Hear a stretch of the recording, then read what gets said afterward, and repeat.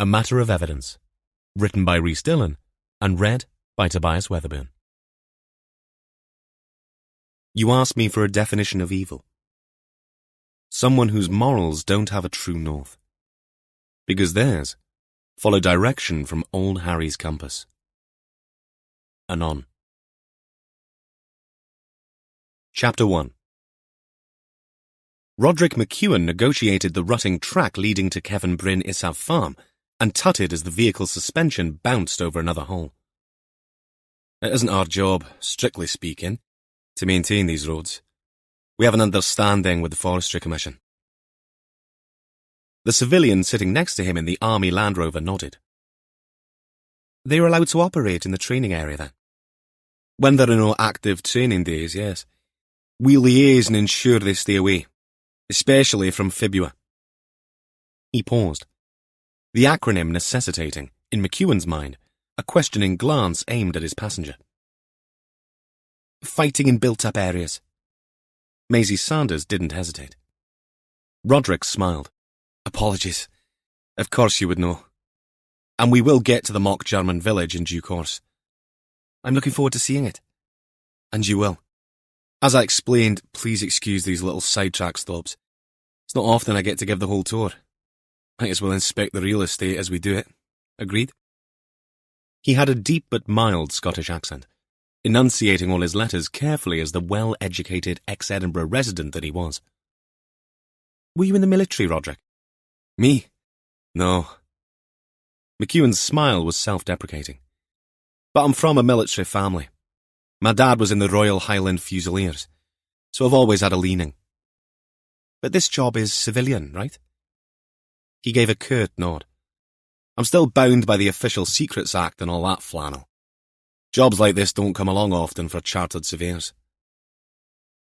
They'd already had a half-hour chat in McEwen's office at the Sennybridge Training Area Camp. Centre, as it was known to all Army personnel, covered over 12,000 hectares of Welsh upland after a compulsory purchase of all the farms and houses on Mynydd Epynt and Mynydd Bwlch-y-Groes in the heart of the Brecon Beacons in 1940. What's amazing about this place is how open it is, Maisie commented. I visited lots of MOD sites and the features common to them all are the high fences and red keep-out signs. But this is very different. Roderick nodded. No accident that this place was chosen above all others by the War Office at a time of great need. 3 criteria. A highland plateau with acres of ground for testing munitions and machinery, its isolation from major centres of population while being accessible, and third, the weather.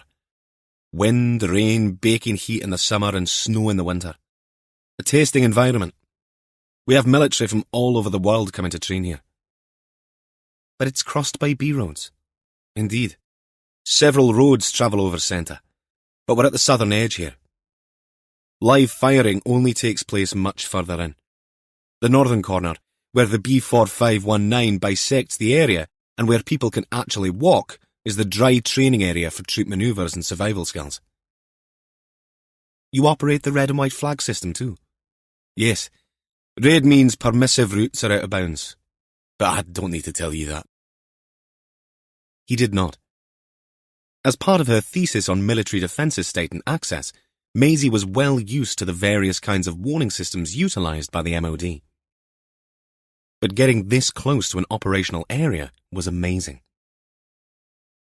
Her head of department at Cardiff Uni suggested it, and, with a few strings pulled, here she was in early spring, notebook and camera in hand, getting the VIP tour.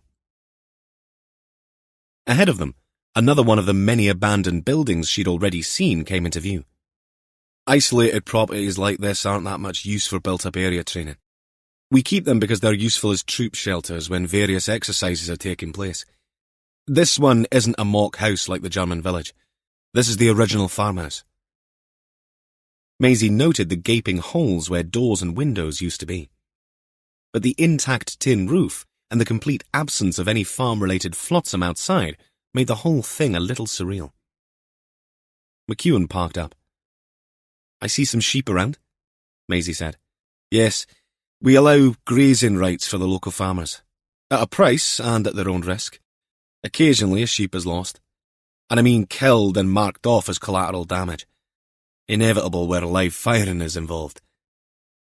Maisie grimaced. McEwen got out of the Land Rover and handed over a torch. I need to check structural integrity. Come if you like. Maisie exited the vehicle and followed McEwen to the open and doorless entrance. Inside, damp patches and open spaces where there should have been glazed windows showed where the rain got in. Dried leaves and other blown-in vegetation lay against one wall. McEwen walked through into a second room. Need to check the gable end, he said, leaving Maisie alone. Outside, the wind kept up a constant moaning, waxing and waning with the gusts in an eerie lament. Life would have been hard on these isolated upland farms. But she'd read enough about the turmoil and despair associated with the War Office's authoritarian compulsory purchase orders to remember that this land was wrenched from its occupiers. Still, in the face of the war effort, resistance had been futile. In one corner, someone had piled up branches in a heap. Wood, she assumed, for a fire if and when it might be needed. The wind had covered the pile with more brown and desiccated leaves. The whole arrangement might have passed as a sniper's hideout. Maisie smiled at her imagination and walked over to an unglazed window next to the woodpile to stare out and appreciate the rolling miles of open landscape. The wind fell away, as if allowing her a moment's silence to sympathize with those whose lives and livelihoods, like so many others, had been affected both directly and indirectly by the commotion of war.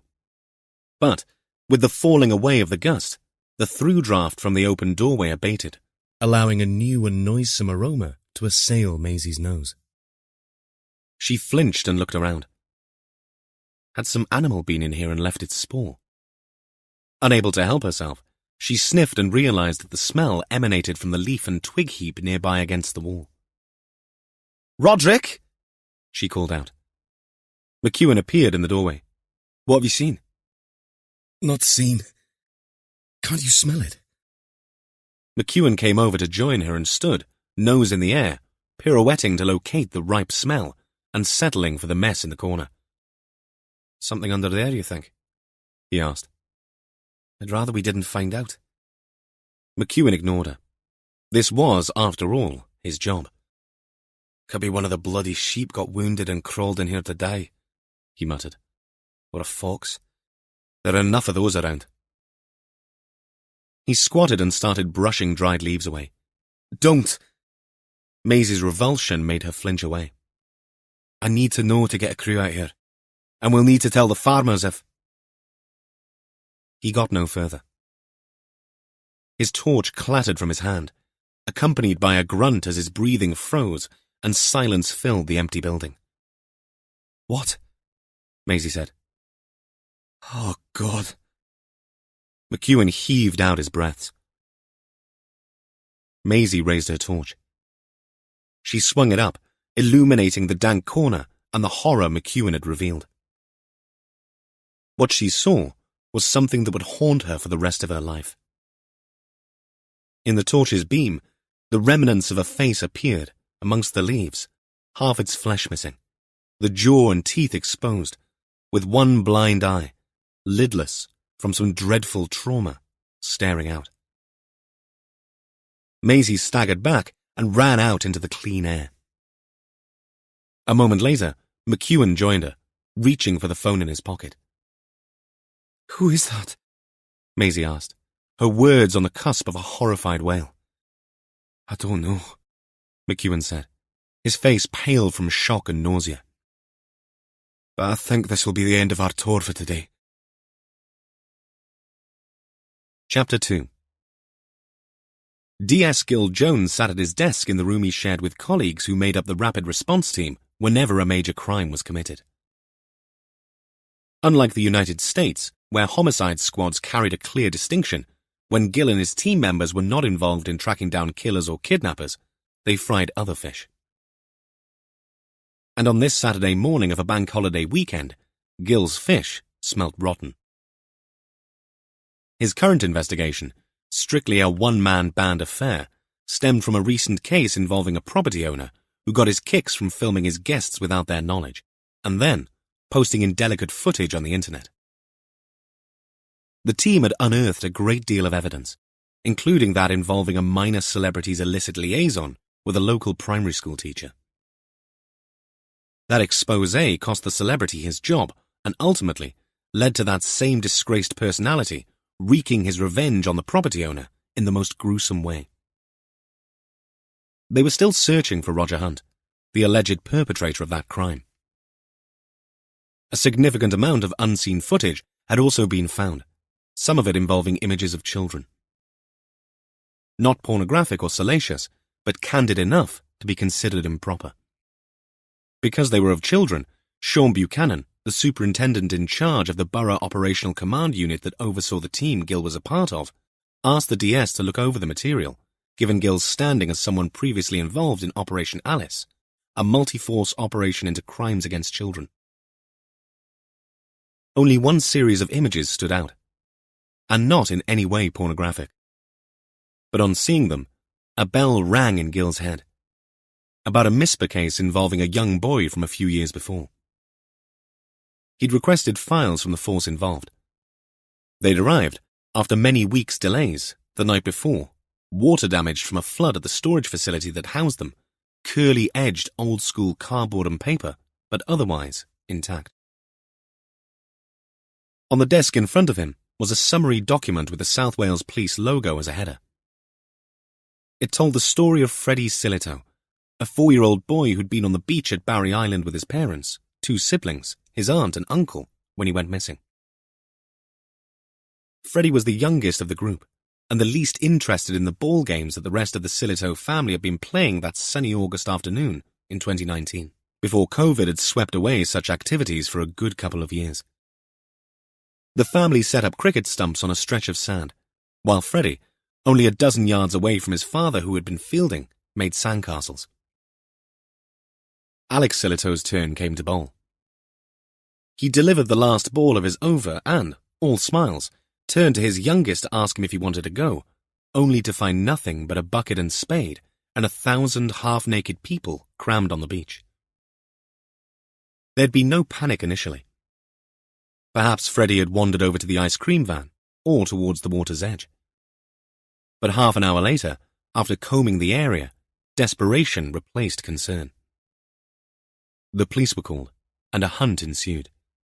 But there'd been no sign of Freddie Silito that day or since. Until now. Gill called up the dozen photographs South Wales Police had at their disposal during the initial search.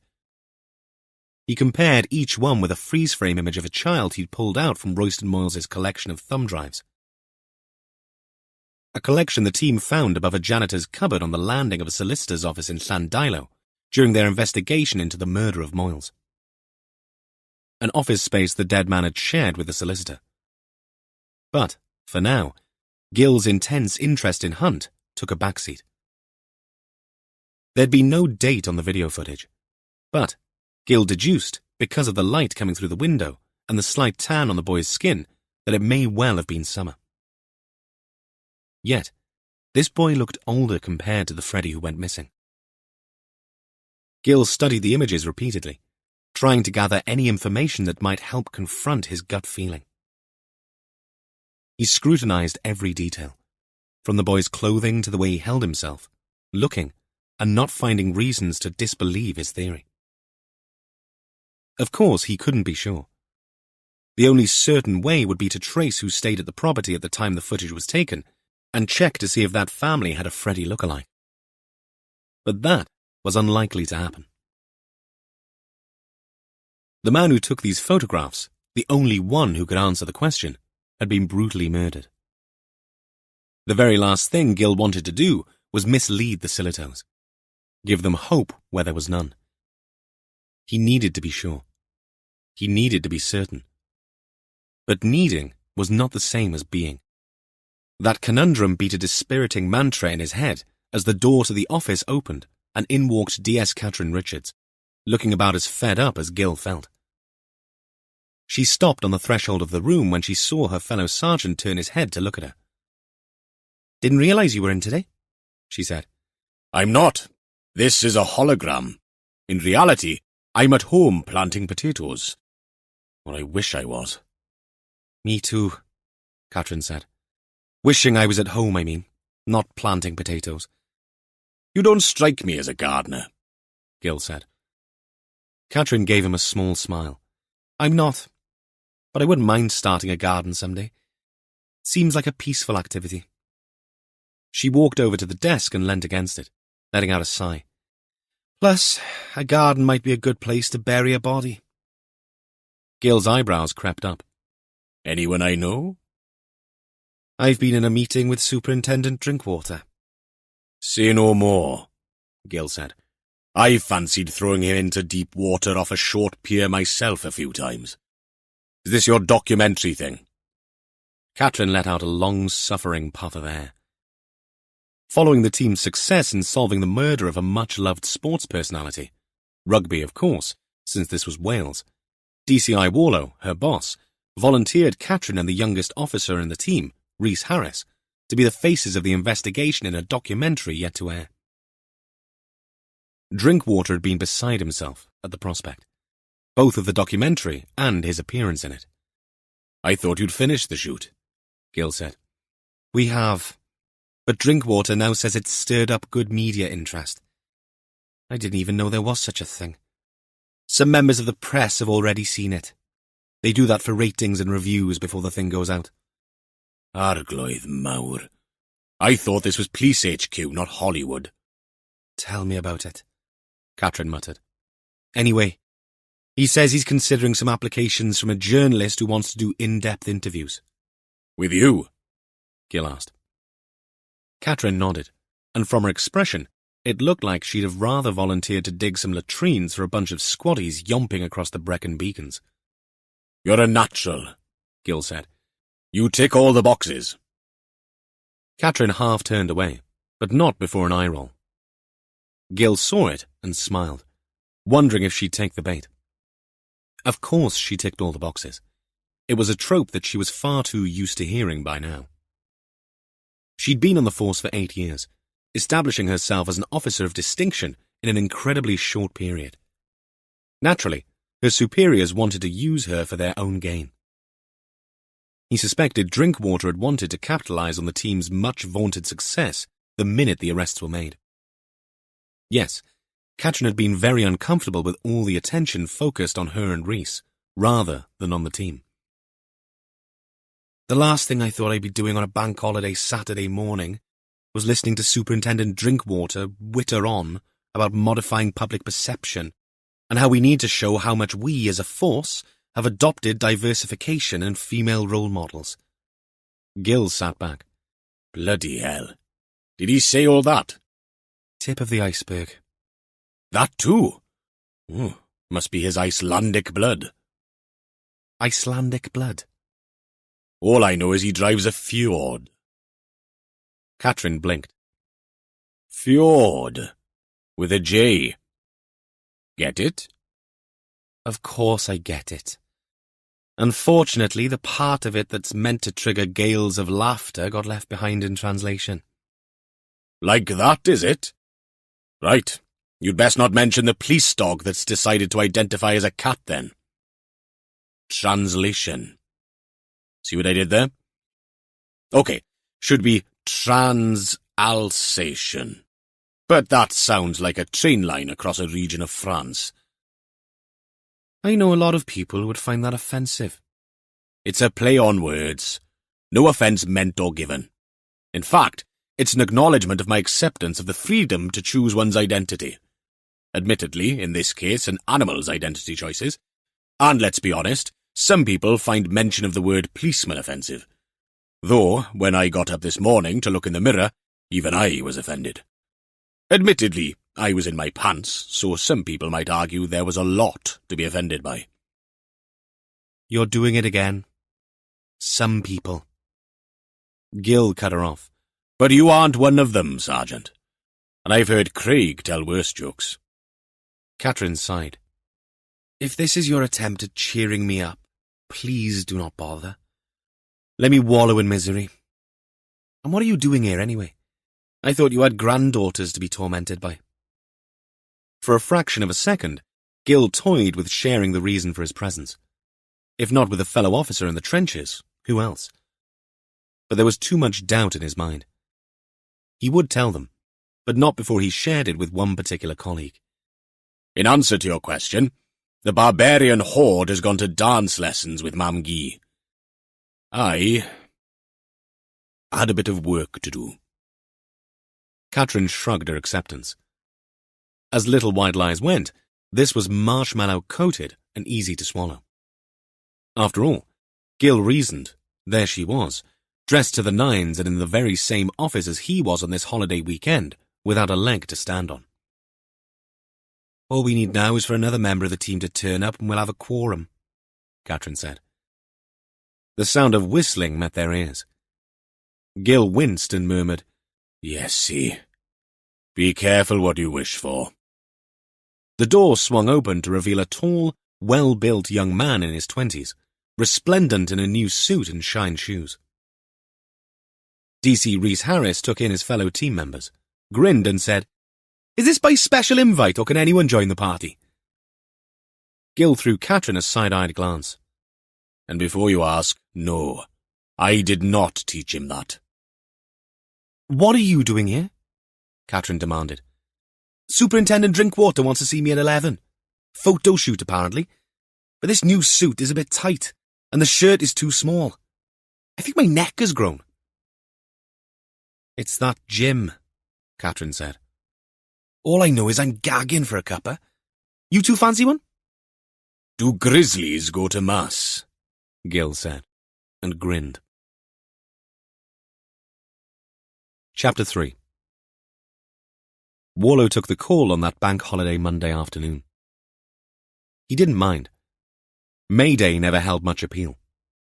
Too early in the year to guarantee anything like pleasant weather. In fact, before now he, together with a gaggle of other intrepid walkers, had crested the top of Pen y Fan, the highest point in the Brecon Beacons, in the snow in early May. Warm was doubtful. Dry, unusual.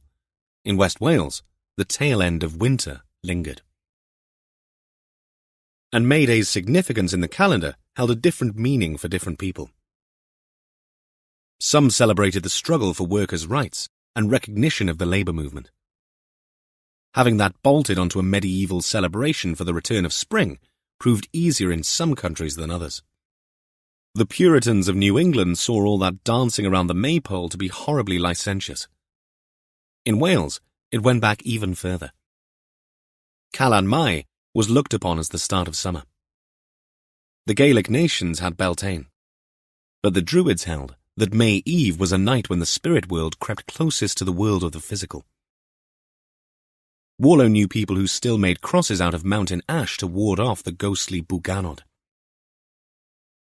In Fire Blythe, the Wolf's Lair, where DCI Evan Warlow lived, one of that applied. He'd been tidying up around the property when his phone dragged him away from his planting of Anya potatoes in buckets. He moved slowly, not wanting to crick his back, and fished for the phone in the pocket of a zipped-up jacket with a dirt-covered hand. Sean Buchanan's name appeared on the screen. A call from the superintendent on a bank holiday Monday usually meant business. Warlow was not disappointed. Busy, Evan? Buchanan's bass voice asked. Slathering on the sunscreen and sipping a margarita. You? Always something to do, isn't there? Who and where? Warlow asked. Hang on. Maybe I'm ringing to find out how you are and to ask you over for an impromptu barbecue. Go on, then. First, I think you need to pop up to Sennybridge, which is where they found the body. The army. Not another friendly fire incident, please God. Both men remembered the tragedy of a couple of years ago on the live firing range. No manoeuvres this time. This one's on an abandoned property on the centre. Body's been there a while. They found it on Friday, but the military police wanted to make sure no personnel were involved and only deigned to let us know late yesterday. CSI has been in touch. Povey's already on her way. Can I assume you'll fill Jess in? Of course, Warlow said, and turned to see Jess Allenby looking through the kitchen window at him with a quizzical expression. It was her turn to prepare a meal for the two of them and her daughter, Molly.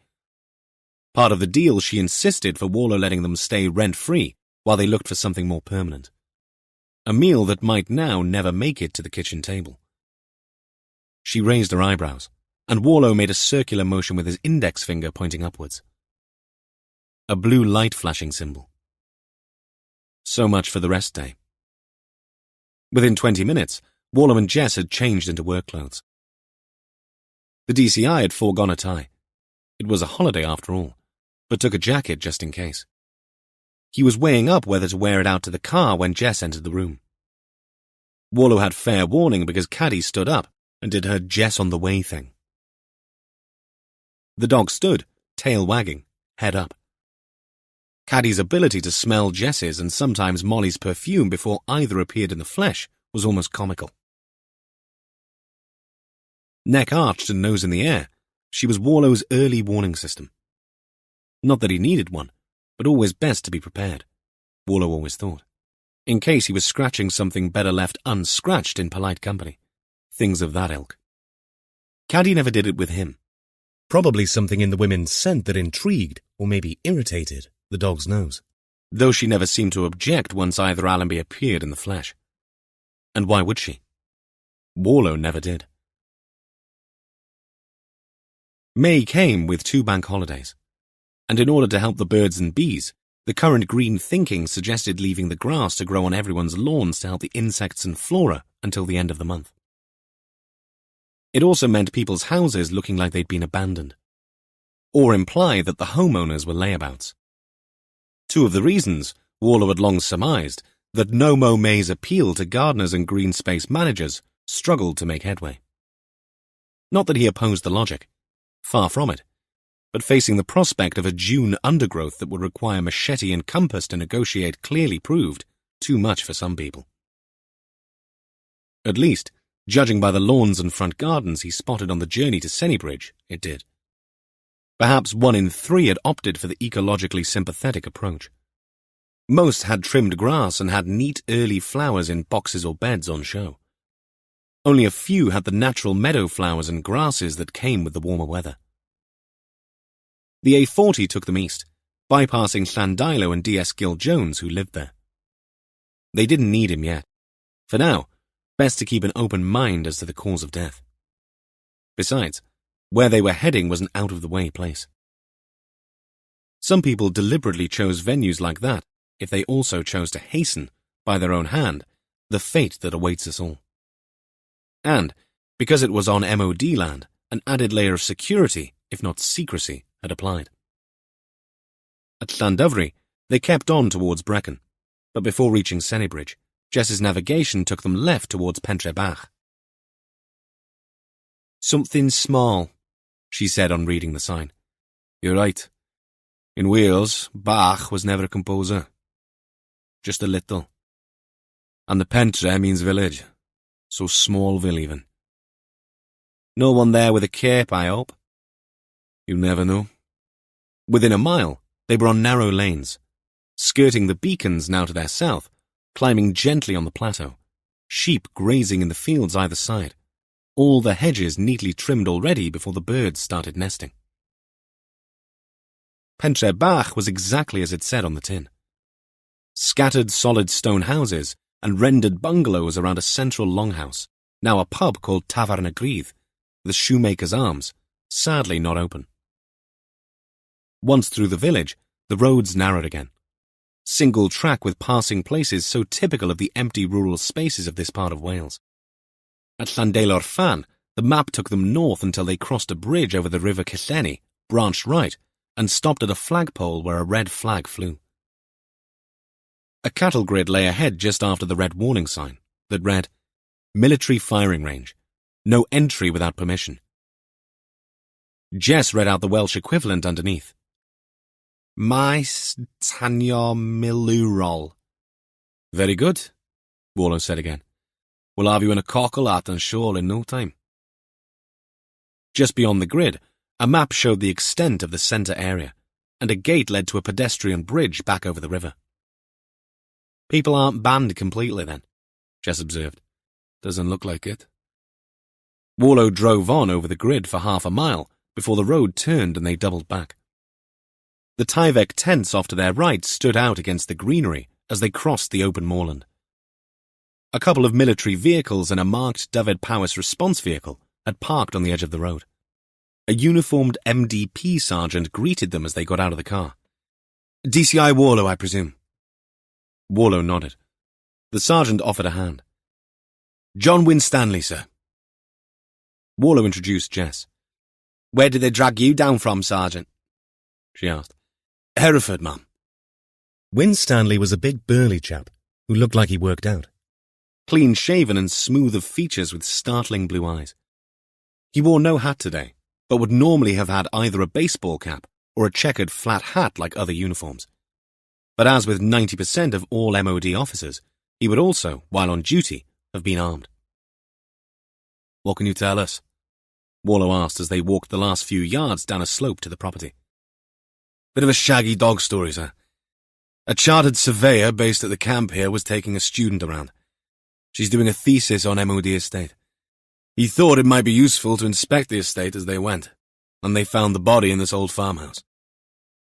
The building, grey and austere, loomed ahead. This was when? Jess asked. Friday, Mum. We had to run through some security checks to make sure this wasn't a military police matter. It isn't. Sounds like you're passing the baton, Sergeant, Warlow said. That we are, sir. I think your CSI manager might be able to explain more. Lead on, Warlow said. They'd set up the evidence tent outside.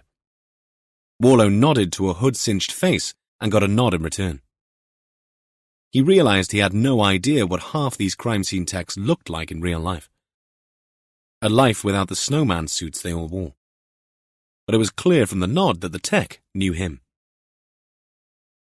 Arc lights lit up the poky little rooms inside the shell of a building. As he donned gloves and overshoes, a familiar voice called to Warlow from the crest of the lane leading to the farmhouse. Evan and Jess. My, we are honoured today.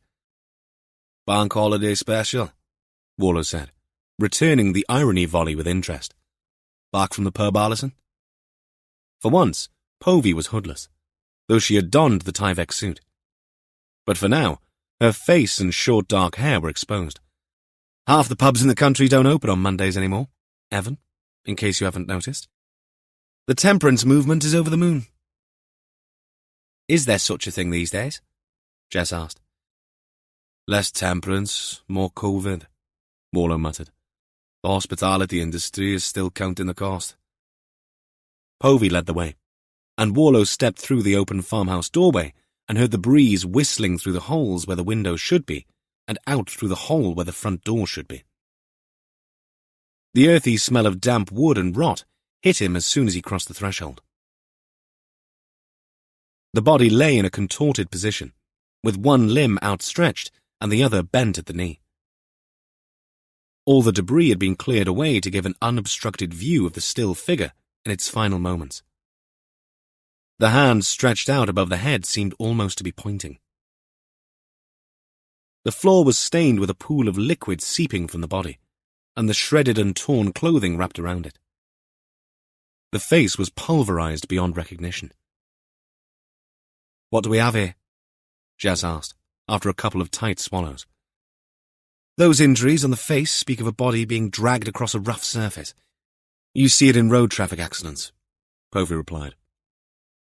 Warlow cast her a sharp glance. What are you suggesting?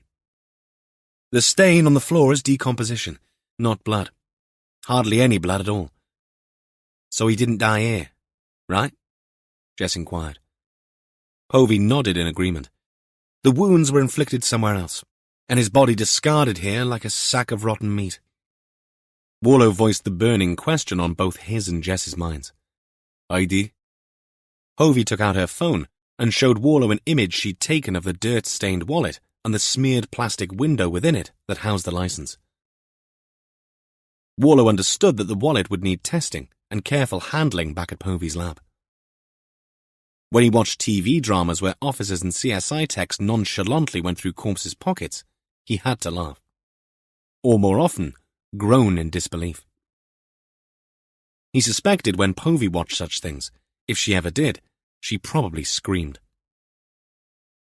He could just make out the name, but the blurry image of the face through the smeared plastic of the wallet remained unclear. Povey clarified for Jess. Mark Morgan, according to this. Despite the battered jawbone, we can probably confirm with dental records.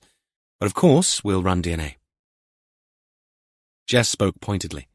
If he's in the database. Warlow stayed silent for a moment, as recognition flared, and his gaze flicked from the phone, still in Povey's hand, to the corpse. Several times. Eventually, he said softly, If I'm right about who this is, then he'll certainly be in the system. Povey and Jess waited for further information, but Warlow stayed quiet, gazing at the dead man before them. He wished they could go back to not knowing who this person was, so that they might maintain some objectivity. Because every case deserved an unbiased approach, no matter who the deceased might be. Because within each corpse, even this battered example, lay someone's father, or mother, or son, or daughter, sister, or brother. But if it did turn out to be the Mark Morgan Warlow feared it was, then opening this particular can of worms would create quite a nails-on-a-blackboard screech of metal unfurling. Are you going to tell us? Jess asked.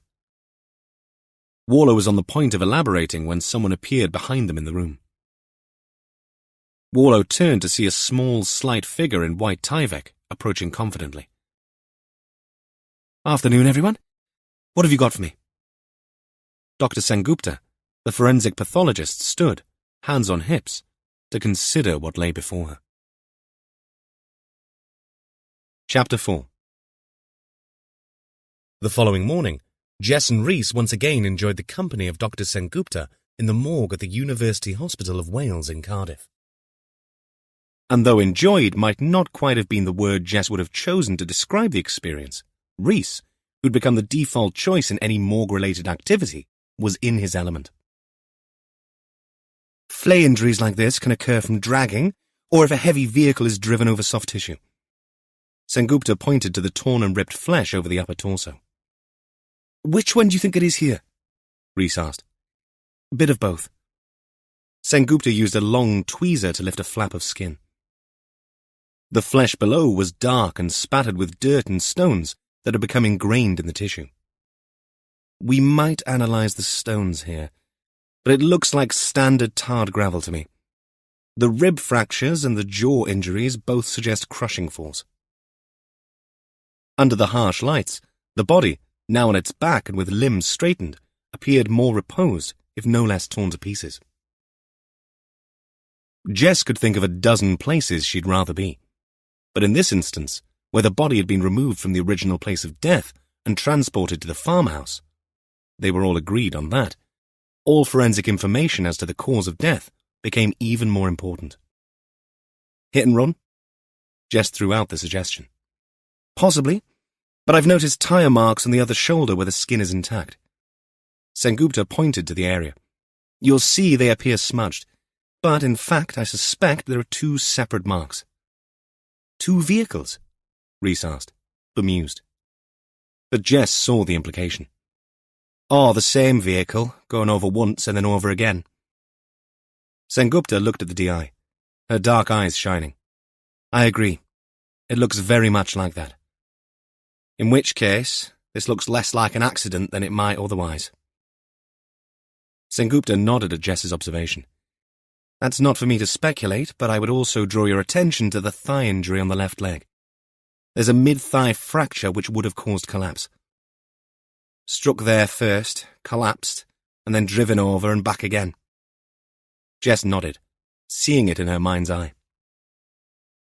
Both the initial impact or the second impact could have resulted in the body being driven forward by a vehicle or dragged backwards. Sengupta delivered all this in a very matter-of-fact way that did little to dispel Jess's distaste at the imagery she was conjuring up. Someone in a vehicle hit Morgan and then reversed back over him at least once. She knew of no case she could remember where that ever happened accidentally.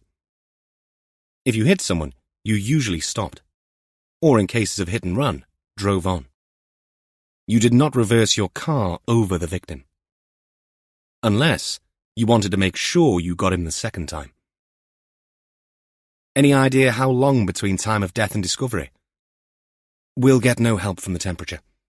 I'm going to do a vitreous tap, and we'll check for insect activity. Though the farmhouse would have offered some protection from that.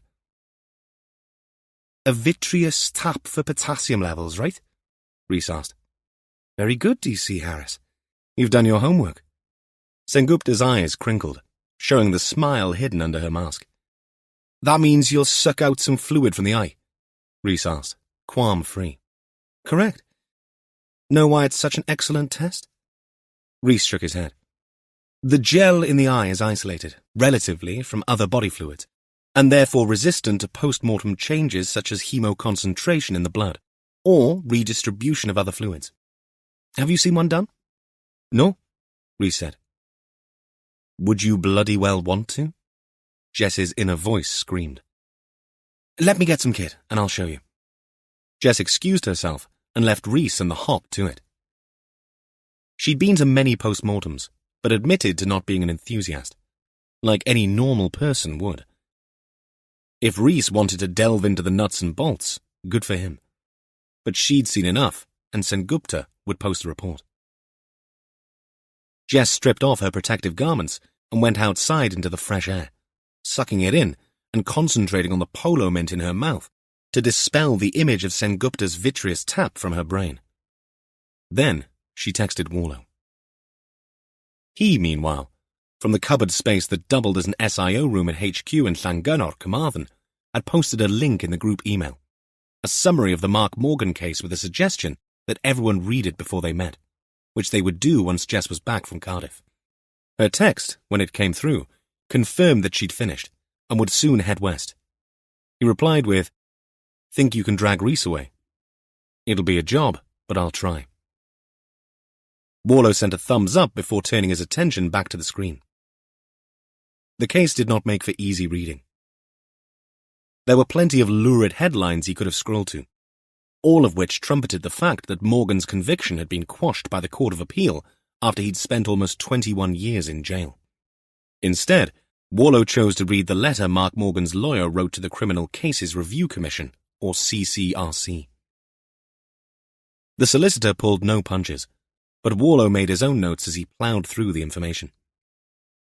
Catherine would be better than he was at summarizing all of this into a digestible form, but Warlow accepted he needed to do this to get an early handle on it, and so would the other team members. The more eyes, the better. His tea, supplied by Gill, remained undrunk at his elbow, slowly getting colder as he delved into the horror that were the weeds of Morgan's case. In July 2002, Mark Morgan lived just outside Brecon in Powys. He and a group of friends took a minibus to a lodge in Monmouthshire to celebrate a friend's stag weekend. The lodge offered archery, a nearby dodgeball facility, and a few other activities that the organisers, two 24-year-olds, felt might fit the bill. Morgan had been among the youngest of the party at 19. They all ended up at Cobalt, a club on Newport's Cambrian Road on the Friday night, where they stayed until the club closed at 2 a.m. By that time, every member of the party was very drunk, some falling over drunk. The club had been almost full, and to be fair to the organisers, they'd hired a minibus from Brecon for the entire weekend, in order to ferry them to and from their lodge to other venues, including the Cobalt Club in Newport and back. However, when it came time for the taxi to leave that night, Morgan and another member of the party were not to be found. The boys in the minibus assumed that Marky and Paul Leckie had pulled and encouraged the driver to leave them to it. At 4:35 a.m., police were called to an incident on the western side of the city of Newport. A young woman named Melinda Stone had been found by a dog walker, clearly dazed, with her clothing in disarray. Ms. Stone, distressed and still heavily under the influence of alcohol, reported being attacked from behind, dragged into bushes, and straddled while the attacker put their hands around her neck. She fought, thought she'd scratched the attacker's face, but then lost consciousness. Stone had been out that night, and had spent much of her time at the Cobalt with a girlfriend whom she consequently argued with, refused to share a taxi with, and then left, deciding in a very drunken state to walk the 2 miles to her home just off Macefield Vale in Newport. Both women were at the club at the same time as Mark Morgan and the stag party. Both had flirted with him. Melinda Stone's friend, Miss P, had wanted to go outside with Morgan. He had refused, stating that he already had a girlfriend and wasn't interested. Gwent Police acted swiftly. Stone's clothes were torn, and an attack had taken place. However, medical examination showed no evidence of actual rape. The police proceeded based on attempted rape and interviewed many people who had been at the Cobalt Club that night. Eventually, their investigation led to Mark Morgan, who'd wandered out of the club, got lost in a strange city, couldn't find the minibus, and ended up, according to him, walking north with no battery power on his mobile phone until he fell asleep in a bus shelter. When he woke up, he found a functioning telephone box and phoned his friends. At 9 a.m., the minibus came back into town to pick him up. Several eyewitnesses picked him out as being in the club that night, a fact that he never denied. Police found other witnesses, motorists who'd been driving in the area of the alleged attack in the early hours. One couple, in a car, claimed to have seen a man stalking Stone as she walked home. Having interviewed Morgan, for some unaccountable reason, Gwent conducted a video identification parade on a Sunday morning at 6:30 a.m. Both Stone and the car witness were picked up and taken to the police station in the same vehicle. Stone identified Morgan. The other woman did not. On the surface, and although the duty solicitor representing Morgan complained about the sense and reasonableness of conducting an ID parade at that time, the fact that Stone positively ID'd Morgan seemed compelling. However, this did not tally with the description she'd given of her attacker, which put her assailant at the same height as her. She was 5'6", Morgan was 5 feet 10 inches. She was adamant she'd scratched her attacker, a fact backed up by a broken nail, possibly on the neck or face. Morgan was unscathed. The investigative team with Gwent Police were convinced that, given this positive ID and the undoubted avalanche of forensic and DNA evidence that would follow, they had a strong case against Morgan, who protested his innocence. However, no forensic evidence linking Morgan to Stone appeared, and the case went to trial on the identification evidence of Miss Stone, and Morgan being unable to account for his whereabouts alone. As the trial approached, the woman in the car who'd failed to identify Morgan as the stalker during the video parade changed her mind. Morgan denied all charges. The defense's argument over the lack of forensic evidence took a sinister turn when the judge suggested the jury should consider the attackers were becoming increasingly forensically aware. Morgan was tried and convicted of attempted rape and given a minimum sentence of 7 years. Throughout the trial and afterwards, Morgan offered voluntarily to provide blood and hair for DNA. During the trial, Stone said that her attacker ripped her blouse and tried to kiss her neck and bite her bra in an attempt at ripping it off. Morgan's lawyers argued that surely there would have been some evidence linking his DNA to that. But the jury was guided by the judge to be wary of depending too heavily on the presence or absence of such evidence. Over the ensuing years, the Criminal Cases Review Commission, CCRC, had been asked several times to review the DNA evidence as technology improved. At the first request, 2 years after conviction, however, it eventually came to light that the CCRC had been fobbed off by assurances from the investigative team in Gwent Police that they tested the evidence and found nothing to report.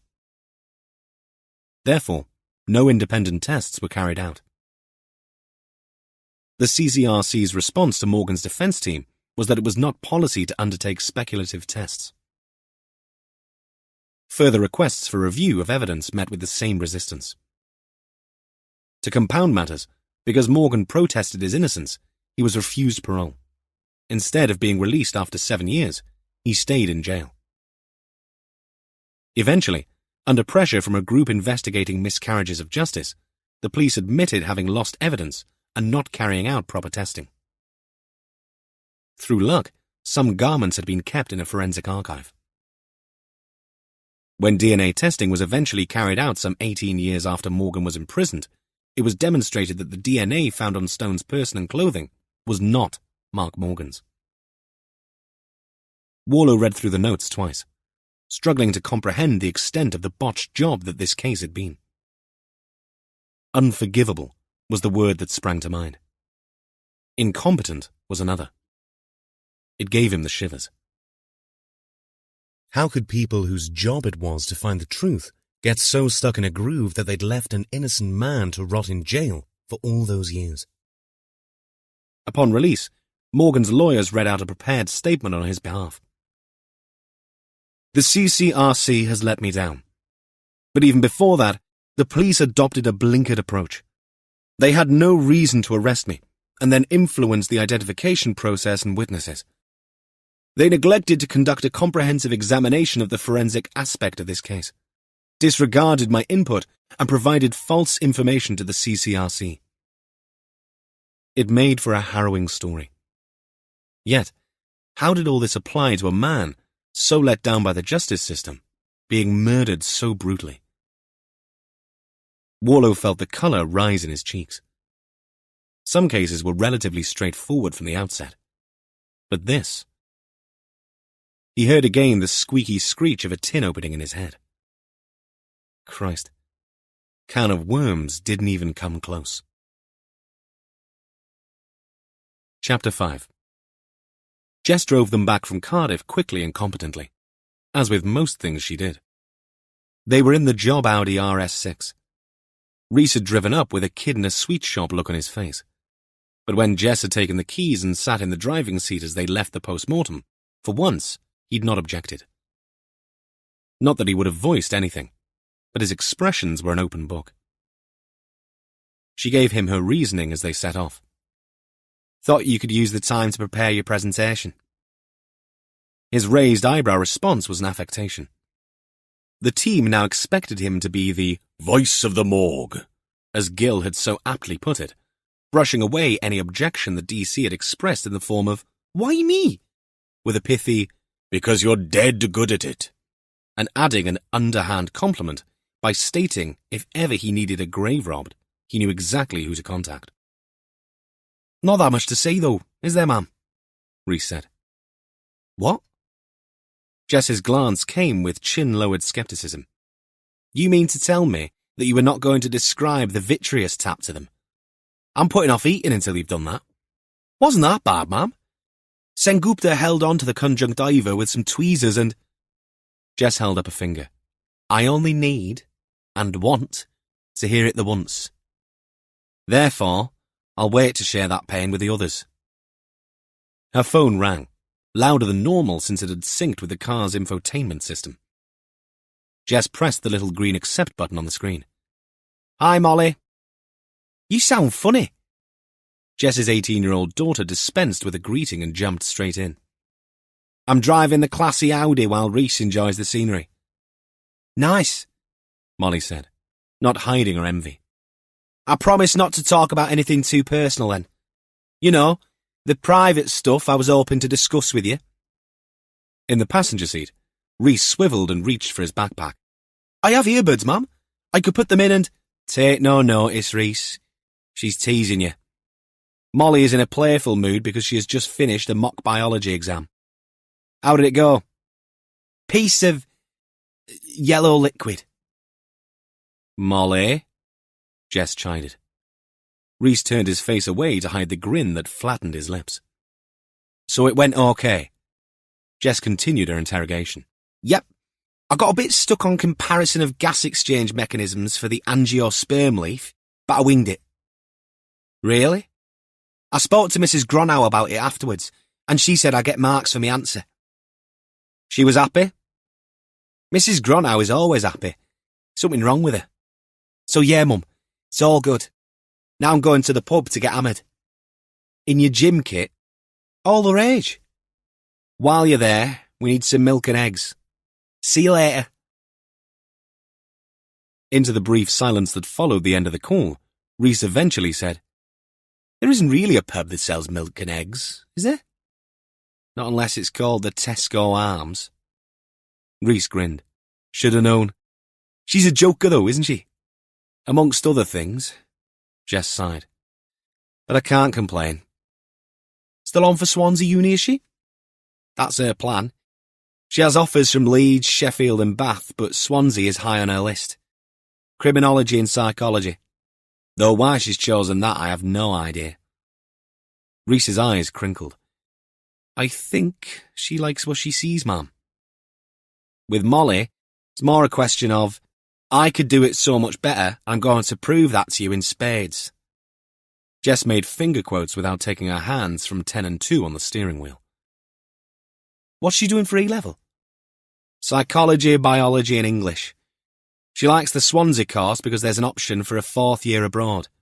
Plus the psychology side of things keeps her options open. Swansea is a great uni, mind. The coast on your doorstep and not too far from you down west. Wine Street on weekends if you're into wildlife."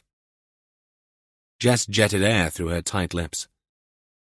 Wine Street remained the heart of Swansea's nighttime economy. And not only on weekends. Students flocked midweek. She pushed the thought of Molly joining the cattle market away for now. They'd all been through it. "But it has a good rep for courses too." Rhys added a little too quickly. Jess nodded. "And it's an affordable city. Maybe she could come to a post-mortem, ma'am." Rhys's eyes lit up. Jess replied with a fixed grin. "I'll run that past her. But she needs to get her exams first. She's smart, ma'am. I'm sure it'll be a piece of yellow liquid." Later, at HQ, when Warlow considered Jess and Rhys had gathered themselves, the team met for their first briefing. Since they already had a great deal of information on the victim, Katrin had populated both the job centre and the gallery with relevant documents and images pertaining to Mark Morgan. In addition, they had snaps from the crime scene and a screen set up for a video of the scene itself. Common enough for strategy meetings like this. "Right," Warlow said, standing in front of the others who had opted to sit. "Jess, have you eaten?" "Not yet," she replied. "Want to grab something before we start?" "No, you're all right," she said with a smile. "I'll wait for Rhys to do his thing. I'll eat my tuna salad after that." Katrin threw a pointed look. "Why?"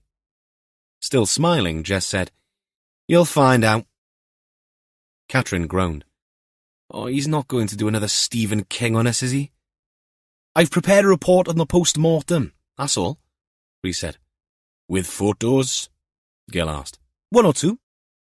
Gil's mouth angled downwards at the corners. Warlow clapped his hands together once. "Right. Then I suggest we get that over and done with. We've all read the file on Morgan, so we know his background, yes?" He posed it as a question and got nods all around.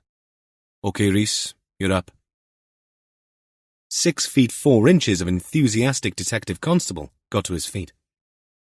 "Firstly, Dr. Sengupta agreed with Alison Povey's assessment that Morgan died of major trauma. Fractured femur on the left, crushed ribs, crushed jaw, and a skull fracture. There'd been significant intracranial bleeding, probably from the head hitting something solid." "Not something solid hitting the head?" Gil asked. "More likely the other way around given the extent of the other injury, Sarge.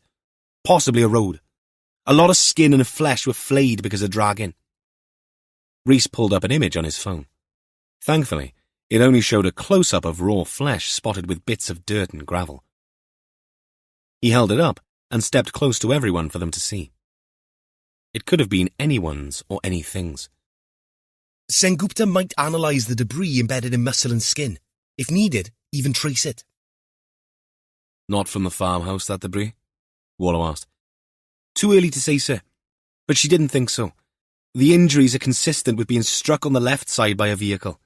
It's likely that the blow caused the femoral fracture. We already know that there were tyre marks on the skin."